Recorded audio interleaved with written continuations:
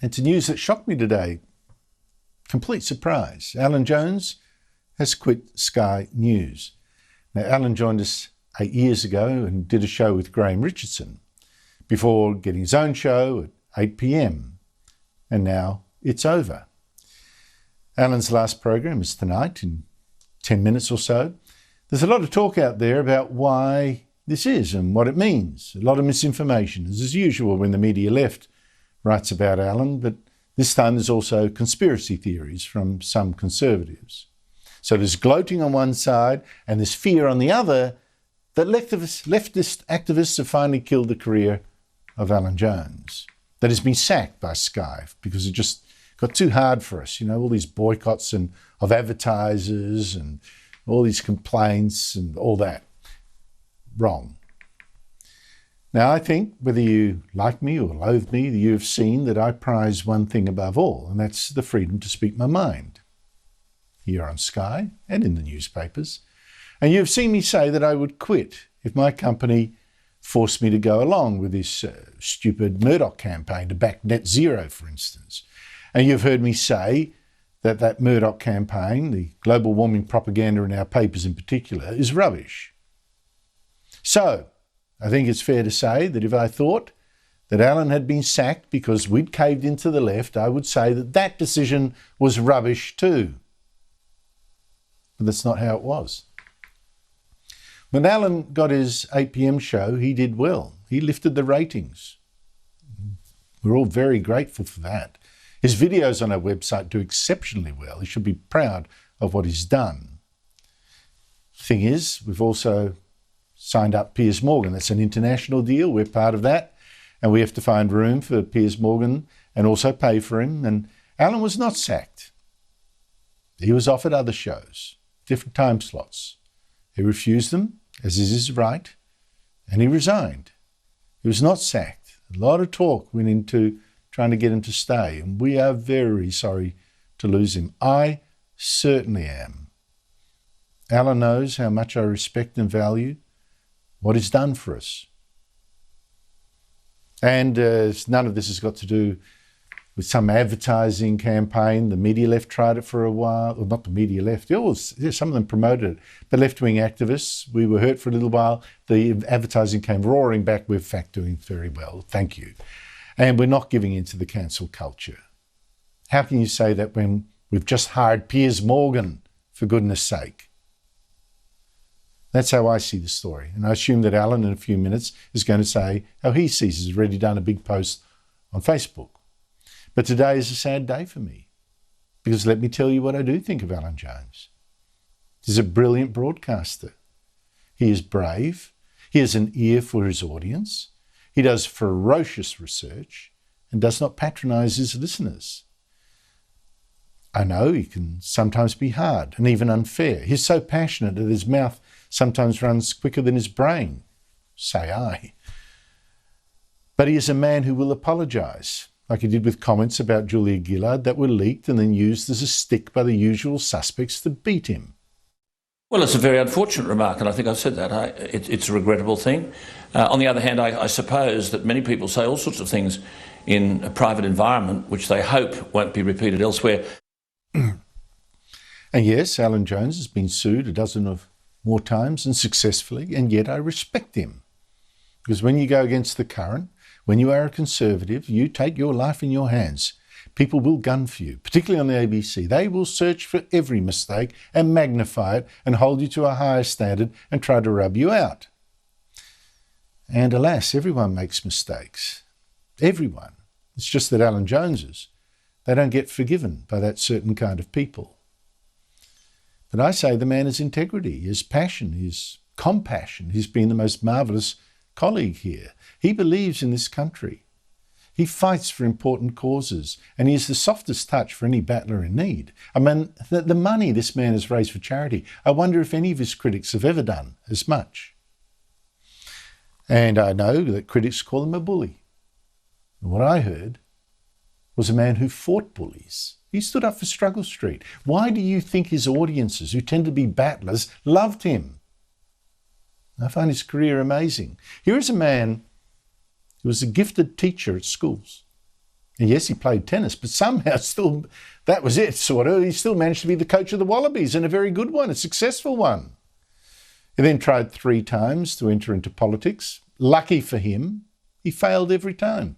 He got into radio instead and was astonishingly successful.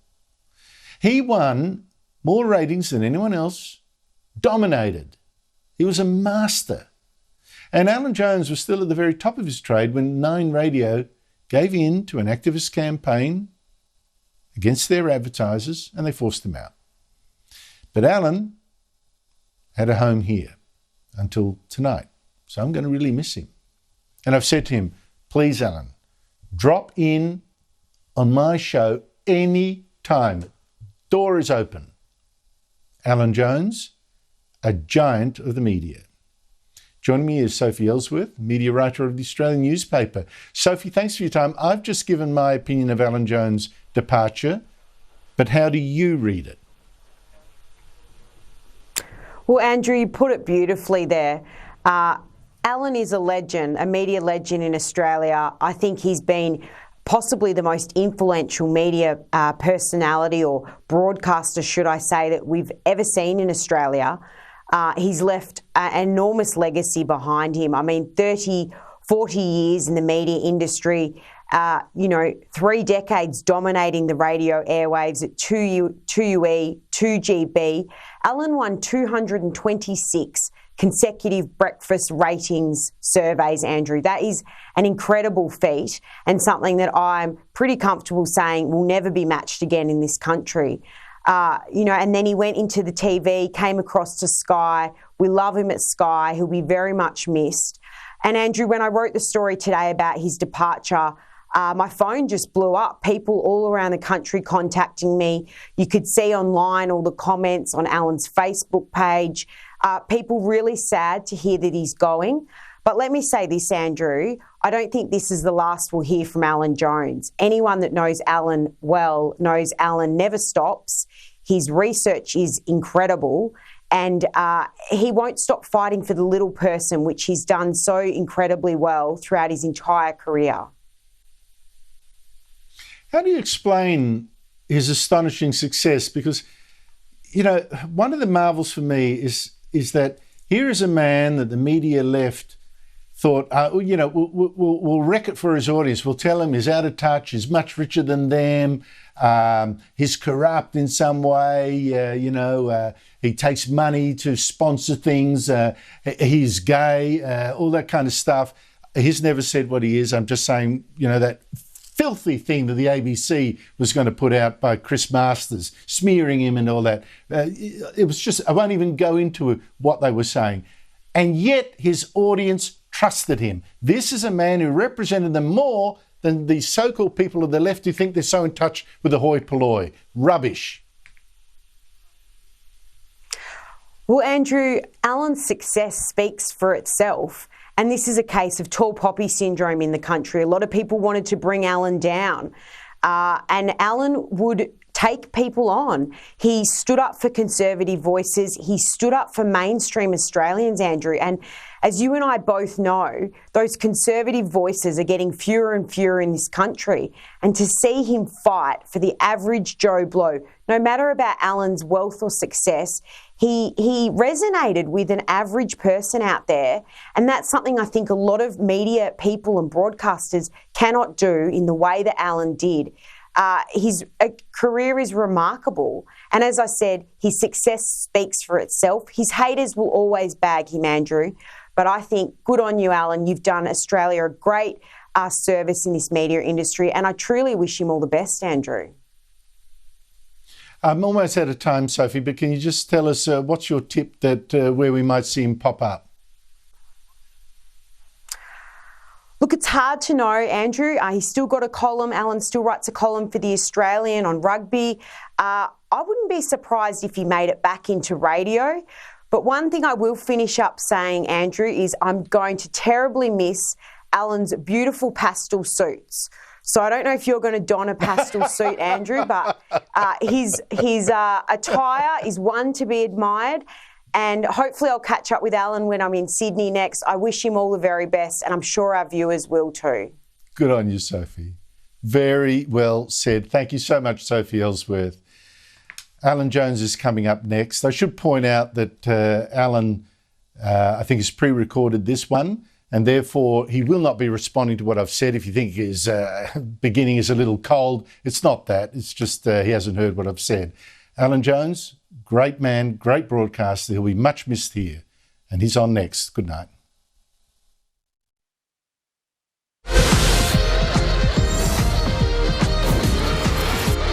This is Alan Jones. Well, thank you from the very gifted and talented and a wonderful human being, Andrew Bolt. Very kind words. And look, good evening to you all. As I suppose it's universally known, this is my final broadcast tonight. But you'll always be able to follow me on my Facebook page, Alan Jones Australia. I'll be there. And it doesn't alter the importance that I attach to what I'll share with you tonight. So stay with me. Issues abound, domestic and international. It's hard to know at this point, though, who is in greater political danger, Sleepy Joe Biden or Scott Morrison. Biden is the ultimate loser in the stunning defeat of his candidate for the governorship of Virginia. Since way back, Virginia state elections have foreshadowed the results of the midterm elections for Congress. So come 2022, Biden will be so far on the ropes that the political referee will have to call the bout off. Of course, the victory of the Trump-supported Republican, Glenn Youngkin, has added enormous momentum to the pressure for Trump to run again in 2024. Make no mistake, any Democrat who was anybody descended on Virginia for weeks and weeks. Obama and the lot. It's come to nothing but a humiliating defeat of real significance. And one of the few people who identified this was the gifted young man whom you've heard for years on this program, Adam Creighton.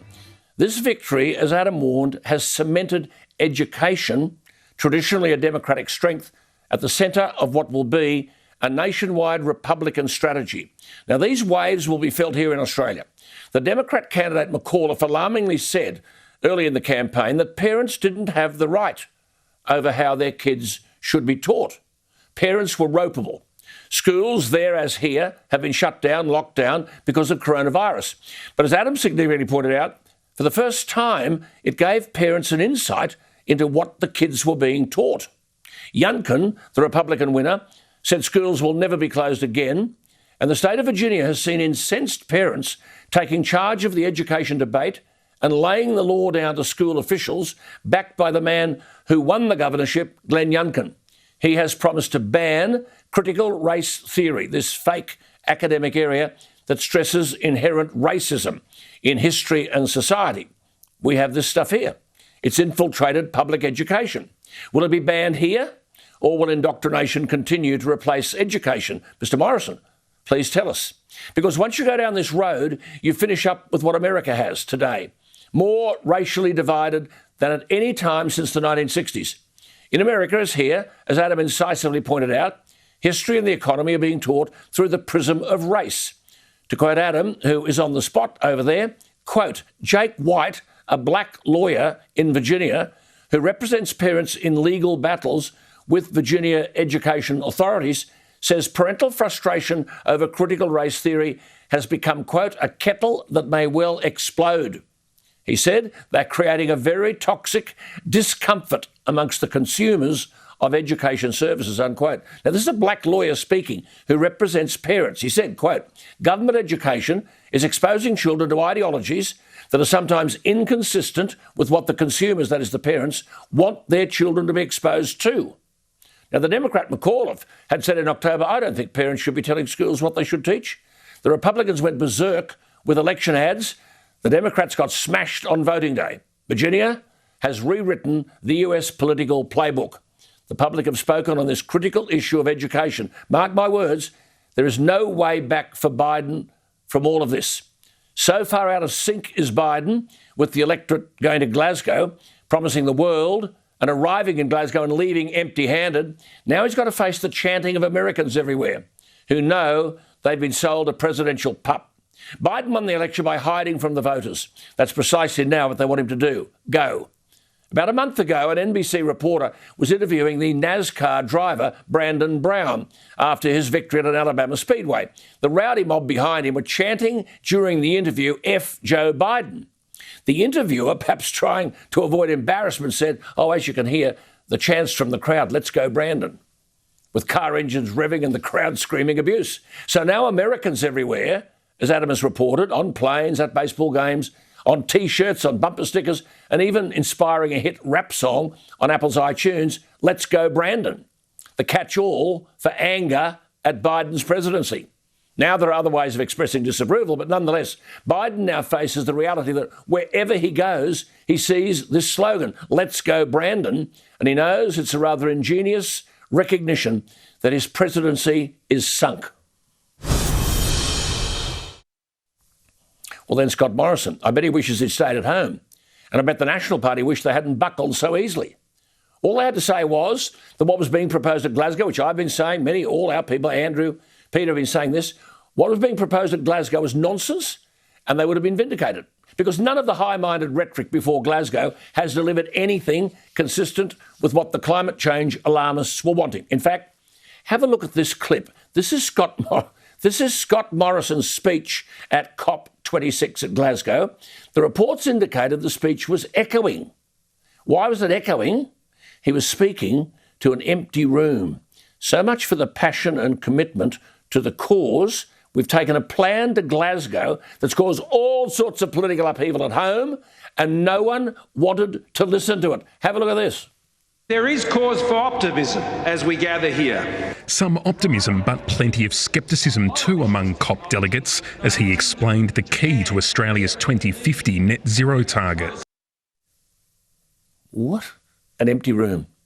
Scott Morrison thought his plan would solve his climate change problems in a world where the ideological ratbags got nothing of what they believed would stop the world from coming to an end. But for his trouble, the Prime Minister has been branded a liar by the French President and an American president who falls asleep most of the time. I think in a court of law they would dismiss his testimony. The difficulty is Scott Morrison was so seduced by selling the AUKUS deal, which is nothing more than a proposal. There are no details, nothing. What he should have done was to prosecute the case against going on with the French submarine deal. Now, Cameron Stewart, in today's Australian newspaper, has done a magnificent job of doing what the Prime Minister should have done, applying the judgment that was imposed on Scott Morrison and applying it to the French. The French are not telling the truth. And Cameron Stewart rightly makes the point that it is, quote, demonstrably false to say that France had an impeccable, like that ambassador said at the National Press Club this week, an impeccable commitment to the $90 billion submarine deal. Well, as Cameron Stewart argues, it wasn't the Morrison government, it was the National Audit Office that wrote a scathing report last year revealing the growing problems with the French project. In Cameron Stewart's words, including the fact that France had already missed 2 key milestones in the development of the submarines, unquote. And as Cameron Stewart writes today, quote, it was the Independent Shipbuilding Advisory Board, not the government, that last year urged Defence to consider jettisoning its deal with France and finding a new submarine builder because no negotiations had turned so toxic, unquote. One of Scott Morrison's great weaknesses is he's not prepared to step into the ring, not with Turnbull and now not with the French. Well, sometimes in life, people lose, not because they're beaten, but because they didn't fight. Start fighting, PM. Because do you want to know a simple truth? No one in the pub gives a continental whether the French are upset or not. But by calling you a liar, they've given ammunition to your political opponents in Australia. Prime Minister, you haven't told the truth on the submarine deal. So let me tell the truth, PM. The deal you cancelled was a dud deal. Well done. But say it. And look, just while we're talking American elections, this is what I think is a hell of a story today. A former policeman, Eric Adams, described as a black ex-cop, has been elected as New York's next mayor, a Democrat. Now, what he will make of the office, I've got no idea. But on face value, this is surely part of the great American dream. He's 61, raised in a large family in the working-class New York neighbourhood of Queens. His mother was a cleaner, his father was a butcher. When he was 15, he was repeatedly kicked in the groin by 2 New York police officers after they arrested him for criminal trespass. Paradoxically, that sparked his determination to join the New York police. He served 22 years. When he was a kid, he made his money running errands for a New York gang. When he went on Tuesday night, he said, how good is this? He said, tonight I've accomplished my dream, and with all my heart, I'm going to remove the barriers that have prevented you from accomplishing yours. Isn't that good stuff? He faces, of course, a stack of problems, 8 million people, significant inequalities in wealth, an education system that's a mess. But he made one other salient point in his victory speech, and I quote, and how true is this? If you don't educate, you will incarcerate, and we don't want to incarcerate our young people. Not bad. New York's 110th Mayor, ex-policeman Eric Adams. What do you think? Email me, alan@skynews.com.au or on the text line. I'll still read them. Don't worry about it. I'll still read it. I want to know what you're thinking. 0414 000 848. Now, look, one of the continuing issues in this country is the almost total inability of young people to be able to buy into housing. As I often say, if you go out to some of the most productive agricultural land in the world, be it the Darling Downs in Queensland, the Liverpool Plains in New South Wales or the Western Districts in Victoria, you might be asked to pay, say, $6,000 an acre. Magnificent, productive land.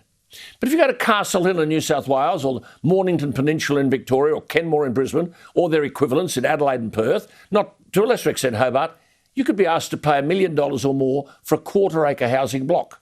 So totally unproductive land, except for putting a house on it, $4 million an acre, the best agricultural land, $6,000. How can that happen?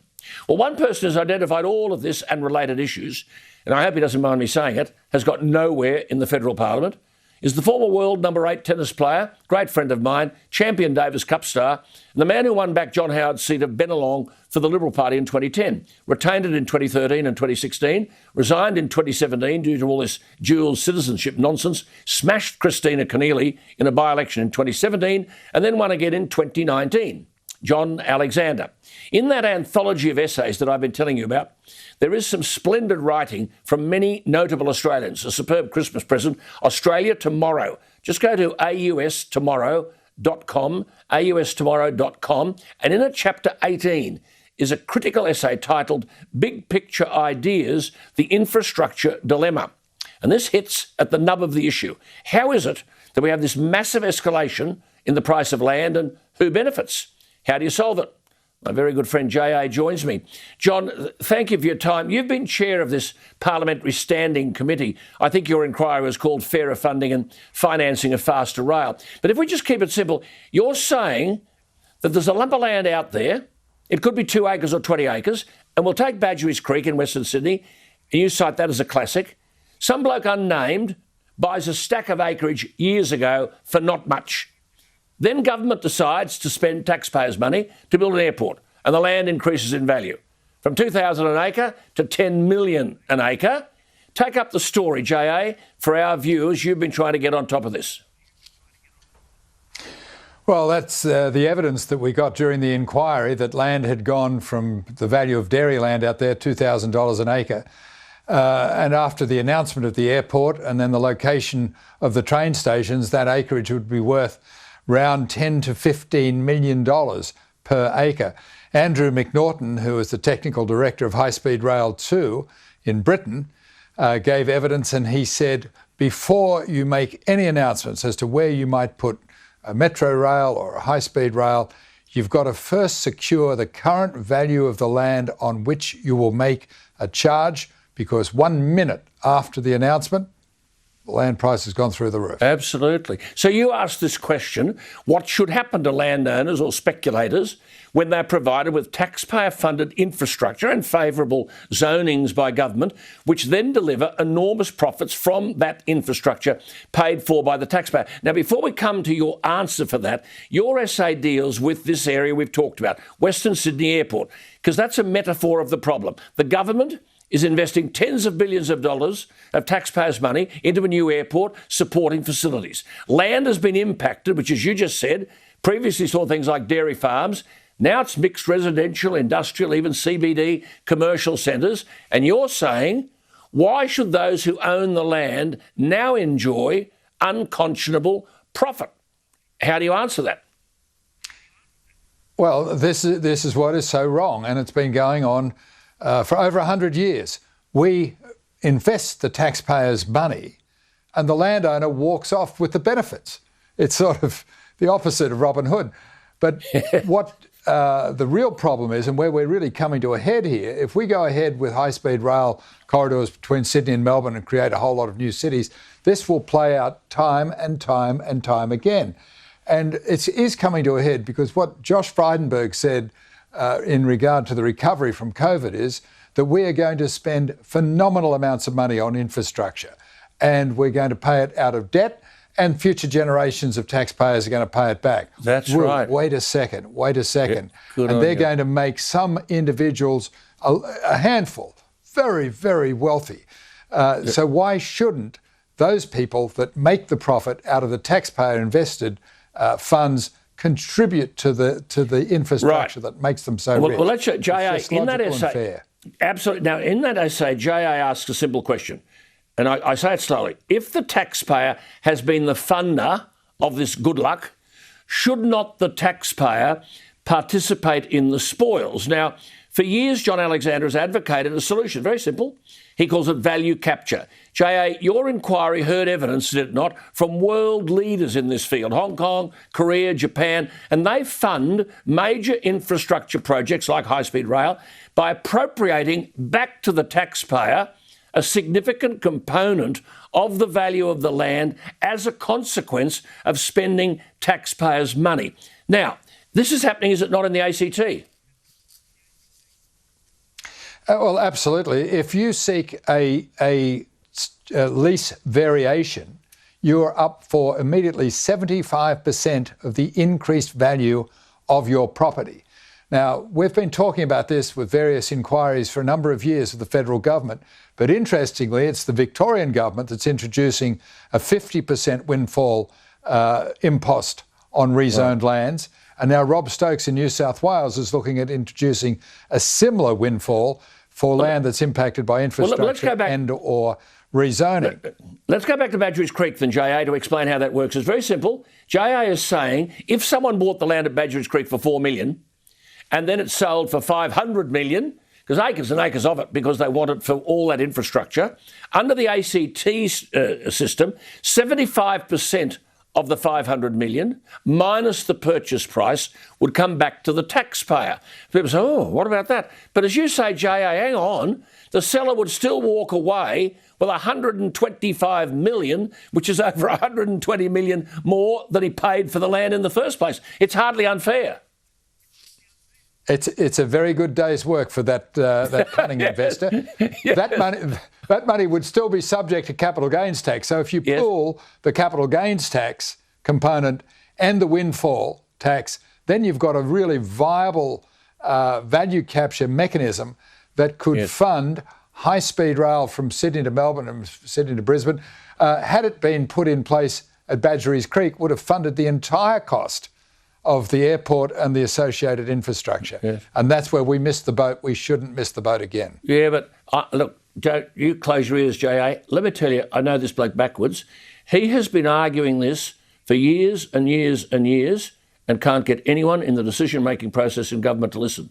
Now, supposing the money doesn't go, J.A., to infrastructure, OK, we built everything. You're saying, hang on, we can free up funds to cut taxes, improve education, improve health. In relation to that point you just made there, can I take you back to the New South Wales budget of 2021, which wasn't long ago, and that announcement? How far down the track is that? An infrastructure contributions system, does that have any legs? It certainly does. I think Rob Stokes is excellent. I think he understands value capture very, very well, as does Dominic Perrottet. And I think they've got an excellent idea. And I think they are seriously looking at funding high-speed rail in this way. And when you look at it, I mean, if they could get Victoria and Queensland to join with them and link up a high-speed rail corridor and have those states united, you might call it the United States of Australia. Unfortunately, if they do that, they will make the federal government look rather redundant, and that would be, again, another missed opportunity for us. Yeah, as you say in that essay, where there is politics, there's mischief. And so to take the theme of the anthology, Australia Tomorrow, as you say, if we want to shape Australia for tomorrow, we'll need more infrastructure. You've made that point. Which brings me to one critical sentence in your essay, and you said this: if we continue to fail those who elect us to govern in a just, equitable and fair fashion, the grossly inequitable scenarios, this is John Alexander, that have played out in Western Sydney will be repeated time and time again, with the lucky getting rich beyond belief and the taxpayer footing the bill with interest. So just come then to my first point, J.A., governing in a just, equitable and fair fashion.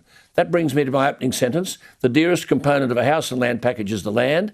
How do we make, through your system, housing affordable for young people so that we're governing in a just and fair fashion? Well, we've got this opportunity. It's not dissimilar to after the Second World War. There's going to be millions of people wanting to emigrate to Australia.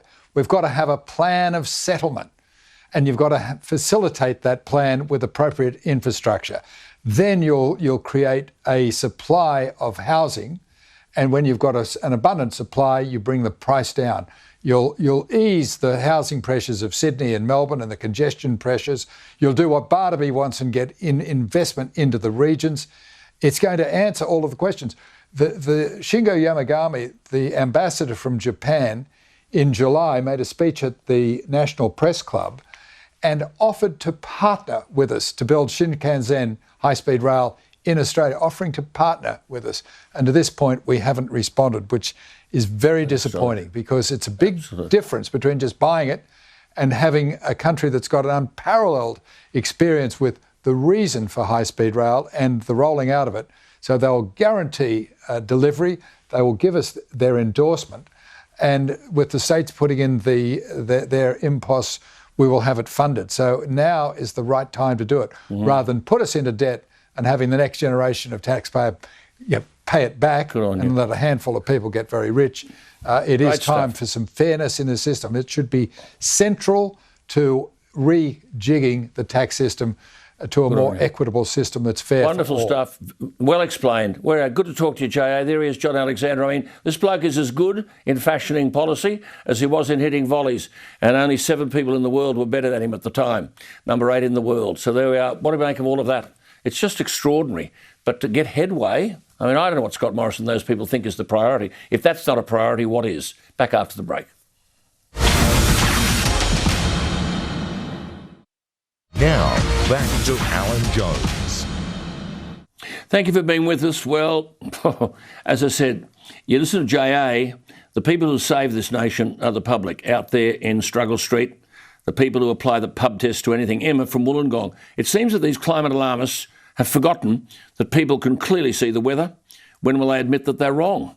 Gary from Adelaide, call it global cooling or call it global warming. There's nothing humans can do to prevent natural climate cycles.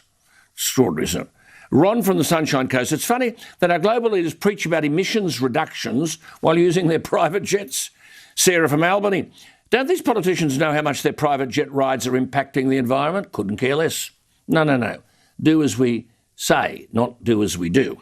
Tom from Orange. All these so-called leaders want to do is appear woke to secure votes. I doubt it'll work in the end. The people are waking up. They are waking up, I can tell you. I know that for a fact. Oscar from Bendigo. COP26 was an absolute waste of time. Nothing of value will come from it. Nathan from Perth. It's a shame that Morrison is so eager to follow this climate change narrative. I'll be voting elsewhere at the next election. Jessica from Tamworth.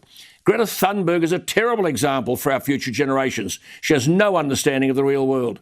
Ken from Coffs Harbour. Not only is Greta Thunberg uneducated, she's completely indoctrinated with hateful ideology. Very good point. Indigo from Hobart. Greta Thunberg shouldn't have an audience. The way she's been carrying on is disgraceful. And Jack from Sydney says, voter ID is essential to a democratic society. I'm surprised we don't already have it. And look, some feedback via email and the social media from last night. Chris Thompson from Canberra says, regarding Greta Thunberg, it's ridiculous that politicians and leaders listen to somebody who's not only uneducated but has clearly been brainwashed. Duncan McDonald from Griffith, New South Wales. Spot on with Greta Thunberg, Alan. She's an angry and ill-informed mouthpiece for whoever writes her scripts.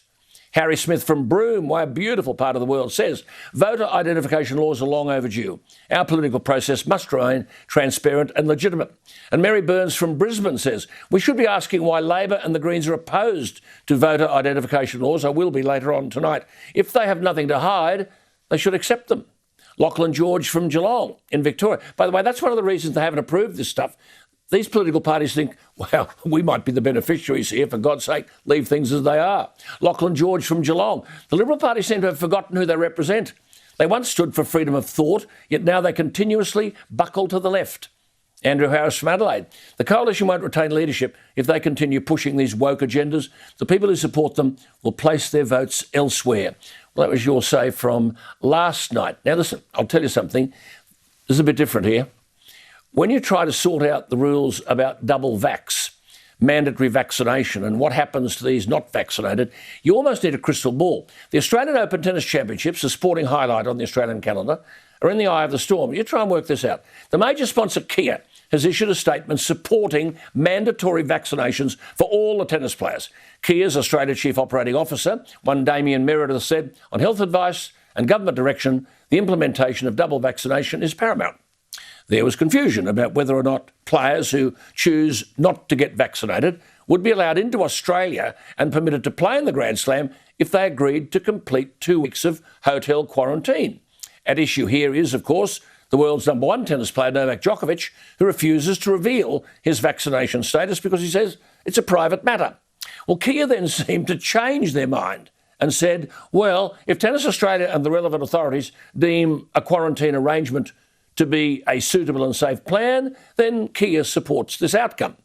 Presumably that means if you're not vaccinated, you can come into the country and play if you're quarantined. Kia's sponsorship is reportedly worth $17 million a year. Other sponsors declined to comment. But the Immigration Minister, Alex Hawke, said last week everyone allowed into Australia, including tennis players, had to be double vaxxed. Now, you're starting to feel confused here. A leaked email to WTA players, that's the female players, claimed those who are unvaccinated would be allowed to compete in the Australian Open after completing 14 days of hotel quarantine. But the Victorian Premier said last week that players who were not inoculated should not be allowed into the country. He's giving himself wriggle room. Should not be allowed, not would not, should not. But then the Victorian Chief Health Officer, Brett Sutton, is he a tennis fan? When asked if unvaccinated players should be permitted to enter Australia, said the risks posed by unvaccinated players could be mitigated, which means, of course, reduced or diminished. And he argued if someone's unvaccinated, they can be managed through the formal quarantine system, as we've done for all international arrivals. But then he said this, we have substantial community transmission in Victoria, and what? And being fully vaccinated is not a guarantee of not becoming infected or indeed not passing it on to someone else. Now, I know I'm talking tennis here, but what about that form of words from the Victorian Chief Health Officer? Being fully vaccinated is not a guarantee of not becoming infected or indeed not passing it on to someone else. The whole vaccination issue has many people stumped. But in tennis, this lack of clarity has caused the Kooyong Classic organisers to cancel their tournament this far out. We're just in November for the second year running. So Kia has spoken twice. Other sponsors haven't spoken. The Federal Immigration Minister has spoken. Daniel Andrews has spoken. The Victorian Chief Health Officer, Brett Sutton. No two people are saying the same thing. There is no official ruling on plans for vaccinated or unvaccinated players. And the Victorian Sports Minister said what politicians always say, there have been discussions with relevant parties, but nothing has been set in stone. When push turns to shove, there aren't too many politicians who can give you a yes-no answer. But how tennis players make their plans in the light of all this confusion, I have no idea. Put simply, how can you plan for anything if you don't know the rules? From day one, politicians have made a mess of the coronavirus issue and the response, and they don't seem in any hurry to clean up the mess. Vaccinated, unvaccinated, who can work, who can't, who can go into a restaurant, who can't, turn employers into policemen. Queenslanders in New South Wales can't get into Queensland. Some places say wear a mask inside, others say you don't have to. What are these stupid rules? And when, forget about our freedoms, when can we live a simple life without all this confusion? Now this time, I welcome in my friend and literary and military scholar, Catherine McGregor. And I'm amusingly reminded today of what the poet Coleridge wrote, Samuel Taylor Coleridge, swans sing before they die. For no bad thing if certain persons die before they sing. Now, it relates to an ancient belief that swans sing a beautiful song just before their death, since they've been silent or not musical for most of their life. Hence the term swan song, which derives from the legend that while they're mute during the rest of their lives, swans sing beautifully and mournfully just before they die. Now, this isn't actually true, because swans can make a variety of noises throughout their lives, but the idea has carried on. So a swan song, of course, is the final performance of an actor, a singer, composer, a poet, and even a broadcaster. But it's often said of some singers, as Coleridge argued, "'twere no bad thing if certain persons died before they sing." Well, no mournful swan songs today, just joyous thoughts celebrated with our viewers and the scholarship of Catherine McGregor, who, amongst many things today, quoted to me from Alfred Lord Tennyson. And she quoted this to me in a text message. "The lights begin to twinkle from the rocks, the long day wanes, the slow moon climbs, the deep moans round with many voices. Come, my friends, 'tis not too late to seek a newer world. Push off, and sitting well in order, smite the sounding furrows. For my purpose holds to sail beyond the sunset and the baths of all the western stars until I die. And therein lies the poetry of poetry. Come, my friends, it's not too late to seek a newer world." Let's go to my Toowoomba friend, Catherine McGregor. Catherine, Ulysses, Tennyson, the poet laureate for 42 years during Victoria's reign. "I cannot rest from travel. I will drink life to the lees. All times I have enjoyed greatly, have suffered greatly, both with those that loved me and alone on shore." How beautiful is all that, Catherine? We're going to talk poetry tonight and bugger everything else. Why don't we? Go on. Yeah. Too much is taken, much still abides. That which we are one equal temper of heroic hearts, strong in will to strive, to seek, to find, and not to yield. Beautiful poetry. It is. Always roaming with a hungry heart. This is you and I. Always roaming with a hungry heart. Much have I seen and known, Tennyson wrote. Cities of men and manners, climates, councils, governments, and drunk delight of battle with my peers. Far on the ringing plains of windy Troy. Troy was an ancient city located in what today is Turkey. Far on the windy plains of windy Troy, I am part of all that I have met. Yet all experience is an arch, wherethrough gleams that untravelled world, whose margin fades forever and forever when I move.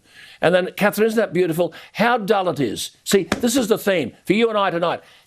People say, "Oh, what are you going to do?" Hang on.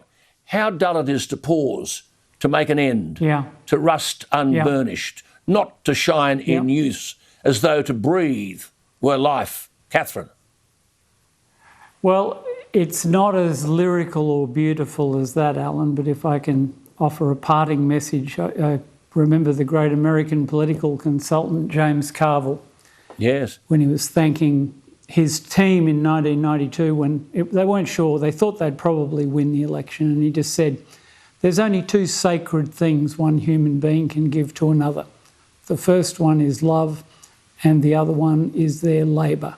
And when you make a marriage between love and labour, then you've made a good bargain." And I think everyone who's listened to you on radio or watched you on this platform knows that you've brought passion and love, and I've experienced that firsthand, mate. And there we go. It's a lovely thought, isn't it? To just come back to Tennyson, you see, he talks about a grey spirit, Gray spirit. Now, grey is the colour of intellect. And he talks about yearning in desire. I mean, the young ones listening, yearning in... This is what gets me. I mean, there are kids out there who can't... They've never read a poem. They have to learn a poem. This is this whole education system. Here's Tennyson, yearning in desire to follow knowledge like a sinking star, beyond the utmost bound of human thought. And he wrote, "There lies the port, the vessel puffs her sail, there gloom the dark broad seas, my mariners, souls that have toiled and wrought and thought with me, that ever with a frolic took the thunder and the sunshine and opposed free hearts, free foreheads. You and I are old," he says. "Old age hath yet his honour and his toil. Death closes all." And then what you said. "But something ere the end, some work of noble note may yet be done." How good is that? Yeah. It's magnificent, isn't it? They don't make them like that anymore. No. And as you say, But you said that lovely thing to me. The Western canon. Yeah, you sent that thing to me today. Catherine sent me the text, and she said, "The lights begin to twinkle from the rocks. The long day wanes, slow moon climbs. The deep moans round with many voices. Come, my friends, it's not too late to seek a newer world. push off, and sitting well in order, smite the sounding furrows. For my purpose holds to sail beyond the sunset and the baths of all the western stars until I die. It may be that the gulfs will wash us down. It may be we shall touch the happy isles. They were the islands of the blessed, where the Greeks, like heroes like Achilles, enjoyed perpetual summer. I suppose it's sort of our heaven. And he said, and see the great Achilles, whom we knew. Greek mythology, Achilles was the hero of the Trojan War, the greatest of all the Greek warriors, the central character of Homer's Iliad. And he said, though much is taken, isn't this lovely? Though much is taken, much abides. And though we are not now, that strength which in old days moved earth and heaven, that which we are, we are. One equal temper of heroic hearts, made weak by time and fate, but strong in will, to strive, come on together, to strive, to seek, to find, to seek, and to not find, to yield. and not to yield. Absolutely. Beautiful. So Catherine McGregor, who you see now, Catherine McGregor, Burnborough came from the Darling Downs. The Melbourne Cup favourite Incentivised came from the Darling Downs. Some of the great rugby league players, Duncan Thompson, Des McGovern, remember them? Ian Ripper Doyle. Absolutely. And Catherine McGregor, this wonderful intellect, wonderful servant of Australia, and me, the farmer's son. So Catherine, I suppose, as Vera Lynn would say, we'll meet again. Don't know where, don't know when, but we'll meet again some sunny day. So thank you for everything, everything. You've got many and gifts. you, my dear gifts. friend. Not at all. Wonderful lady. There you are. I'm sure you've enjoyed a wonderful intellect. Superb human being, Catherine McGregor. Back after the break. I'm going to ask you again. Who have you been speaking to? The small business owners who got destroyed with COVID lockdowns. People who know China isn't our friend. And the Aussies who don't care about woke or cancel culture. They just want to live normal lives. But who is your source? The quiet Australians. Does anyone else know? Well, they will soon. Paul Murray Live, up next on Sky News Australia. Zero emissions, zero jobs and zero future. Thanks for Zero, National Party. Join the United Australia Party. Authorised by Craig Kelly for the United Australia Party, Brisbane. Now, back to Alan Jones. Thanks for being with us. We go to the federal panel, as I've said in many weeks. Two very talented women, Conchetta Fierravanti-Wells, the Liberal Senator for New South Wales, and Tanya Plibersek, very impressive operator by any standards. I did promise to return last week to this question of voter ID. You might recall that Tanya surprised us all by agreeing with Anthony Albanese's comment that, quote, voter ID is a desperate attempt to undermine our strong democracy and deny Australians their basic democratic rights. Now, I'll take a bet that if Tanya were the leader of the opposition, she wouldn't have said that. She's being overly loyal. But Albanese got even more nonsensical. I mean, I think he's on something. He said, on the eve of an election, the Morrison-Joyce government is trying to ram through a bill to stop Australians voting. This is a desperate attempt to undermine our strong democracy and deny Australians their basic democratic rights. He said, this is a cynical move to minimise the number of Indigenous Australians who get to vote. Now, I asked last night what he was talking about. I mentioned that in 2016, Malcolm Turnbull fell over the line in the federal election of July. Many people would say that for the nation's sake, that was a pity. However, I say again, I read a report yesterday in the Sydney Morning Herald, 3 months after that election in 2016, which Turnbull won by the width of a cigarette paper. And the report said from 2016, not long after the election, 3 months, more than 18,000 people have been asked to explain why they apparently voted more than once at the federal election. The story went on. Despite heavy fines and the risk of jail time for multiple voting, 2 people were marked off the electoral roll 11 times on July 2. A further 2 people had their names marked off 5 times, while 4 others had 4 marks and 51 people had 3.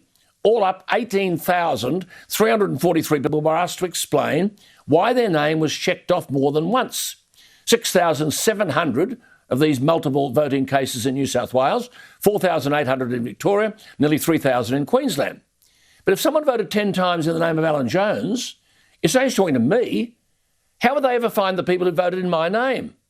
And the truth is, the votes are counted on the night, including the multiple votes, and they've not been able to establish who voted multiple times and who they voted for. How important is it? Well, unbelievably important. For example, if 5,992 people had voted differently in 6 electorates, Kevin Rudd would not have defeated John Howard in November 2007. If a mere 1,100 people had voted differently in 2 electorates, then in 2010 Oakeshott and Windsor would have been irrelevant. The coalition would have formed government. Neville Wran became Premier of New South Wales in 1976 by 1 seat, but in the seat of Hurstville, his margin was fewer than 20 votes. If people just in that electorate had voted several times, Neville would not have become Premier. So back to you, Tanya. This ID is to prevent multiple voting. Do you still support Anthony Albanese saying this is a desperate attempt to undermine our democracy and deny Australians their basic democratic rights? Alan, I don't think anybody wants Australians lining up for hours on polling day, making it harder for them to vote.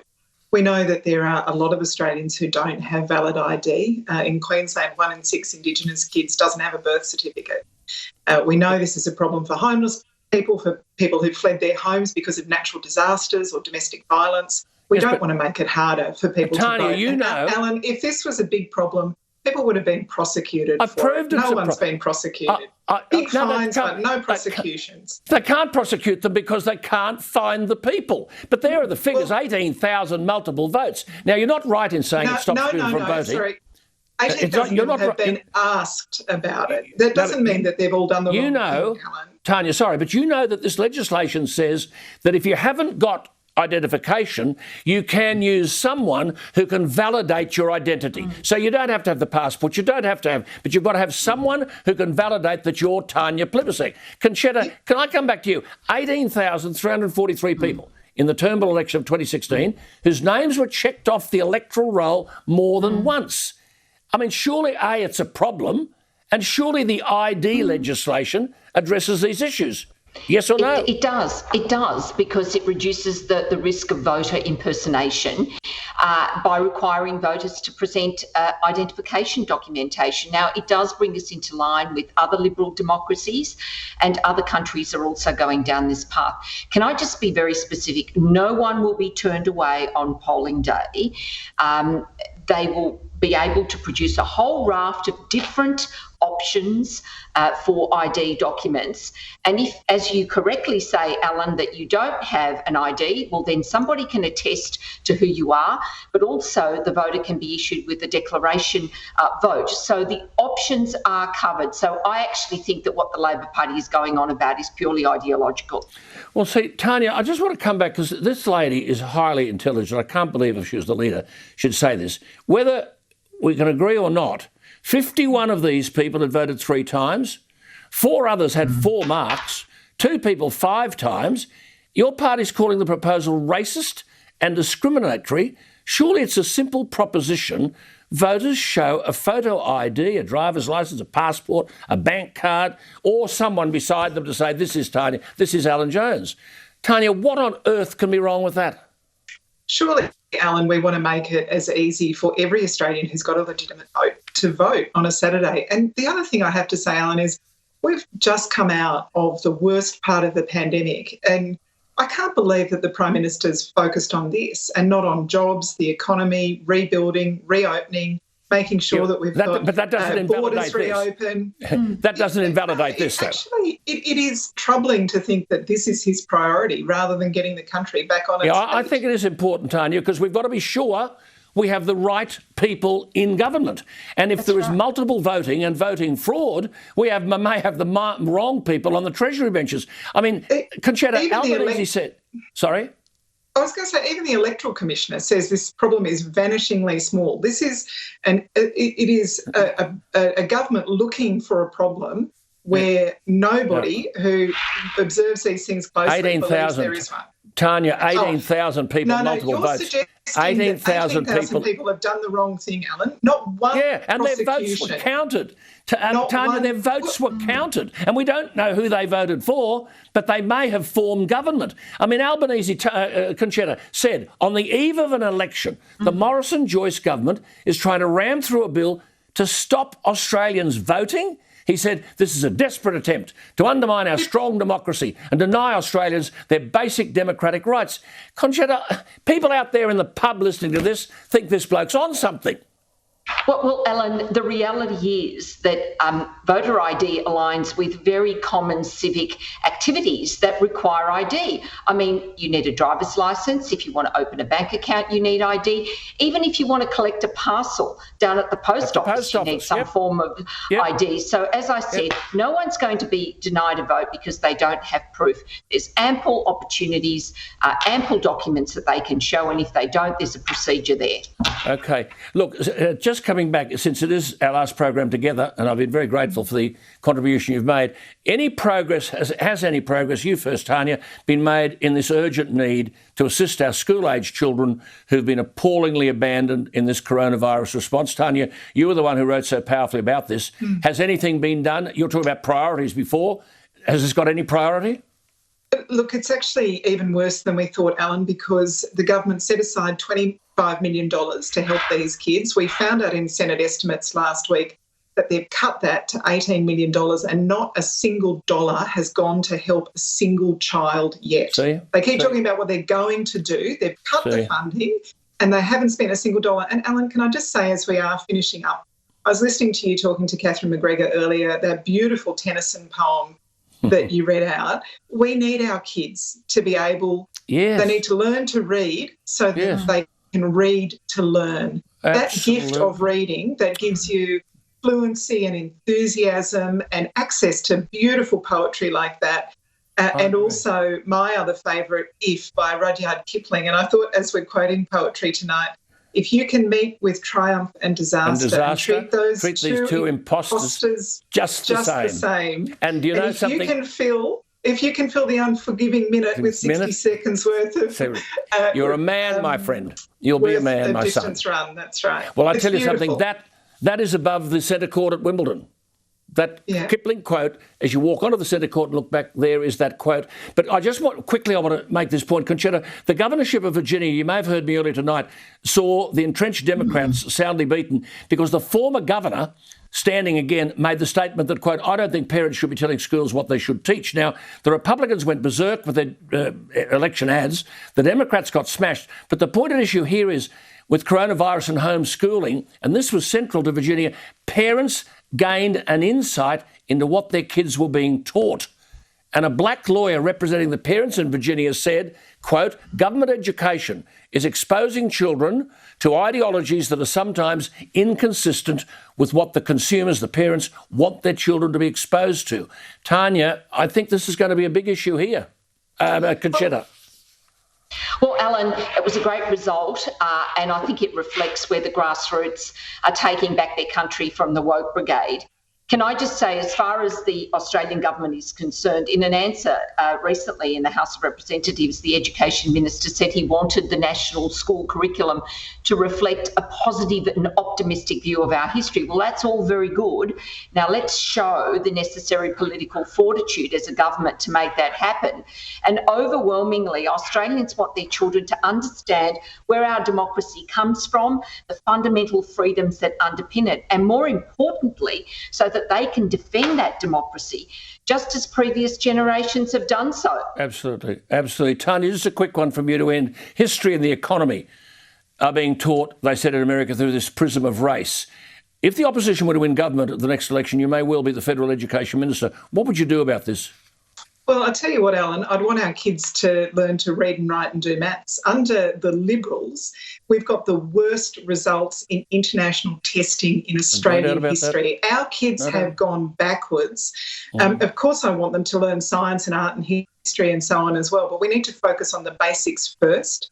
And I'm a very proud Australian. I've said to you in the past and others that I think our kids should know about our democracy, including things like our citizenship pledge. Absolutely. And why it's important that we commit to one another, to Australia and its people, to one another. Thank you, Tanya. Well, we've run out of time, but it's good to talk to you both. Thank you both for the contribution, not that you've made to the program, but rather to the understanding and enjoyment of our viewers. So thank you both, and good luck. Thank you.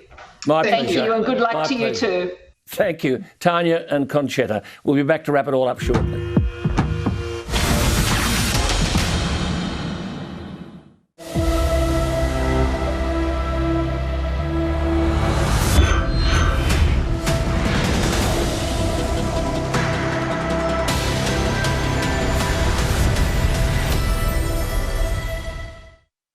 Now, back to Alan Jones. Look, just before we go, I told you last night that this Glasgow Climate Change Talkfest is full of rich people backslapping one another. You'd love to know, wouldn't you, how much money they have invested in all this green energy stuff. They want those living in Struggle Street to change their lifestyles, to travel less, to buy a Tesla, to not eat meat, to not turn the heater on during winter, to live off less, while these global elites fly across the world in their private jets, some 400 of them, to Glasgow and clink their champagne flutes, proving they're tone deaf to the thoughts and needs of the bulk of the world who are battlers. Politicians who never sacrificed a single cent in the past 21 months now lecture us about net zero, despite not knowing a single thing about how to get there. Most will be dead by 2050. But here we are with the most insufferable of them all, Prince Harry and Meghan Markle. You need earplugs for whenever this mob speak, two of them. An exiled couple, they pledged their charitable foundation Archwell will go net zero by 2030. Bully for them. Apparently, they'll work with a consultant to track internet use, commutes and electricity use in home offices to see that we all behave ourselves on this net zero mission, spying on us. And the California couple have written that they have actively made choices to offset and balance their carbon footprint. But note, sadly, that nearly every activity in daily life results in the release of carbon into the atmosphere. I think they mean carbon dioxide, but I suppose that sort of misunderstanding will occur if you receive your education from the likes of Greta Thunberg. But is this the same Prince Harry who was caught 2 months ago taking a private jet home from a polo match?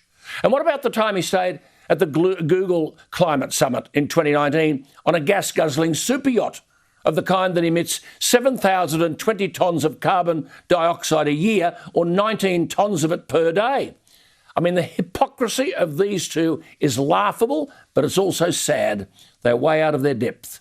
But why politicians and other global elites, including many in the media, why are they sycophants to such deluded people? I guess these days speaking the truth is a rarity. Which brings me to the thought for the night. Plato said, "No one is more hated than he who speaks the truth." Well, that's it from me. It's been a pleasure having your company, all my viewers out there on Alan Jones on Sky News for the past 17 months, including the thousands of viewer emails and texting me to have your say.